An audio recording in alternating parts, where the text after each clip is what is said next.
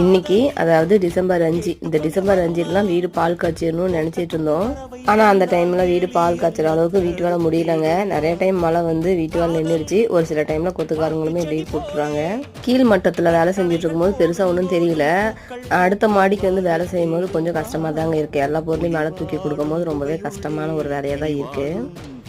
ஒரு சில பேர் இந்த செட்டு போடுறதுக்கு எவ்வளோ வந்து பேமெண்ட் ஆனிச்சுன்னு சொல்லி கேட்டிங்க. கீழேயும் கொஞ்சம் செட் பண்ணுங்க, அதுக்கு தான் ரெடி பண்ணிட்டு இருக்காங்க. அந்த வேலை முடிஞ்சதுக்கப்புறம் நான் டோட்டலாக வந்துட்டு எவ்வளோ அமௌண்ட் ஆயிடுச்சுன்னு சொல்லிட்டு நான் உங்ககிட்ட சொல்கிறேன்.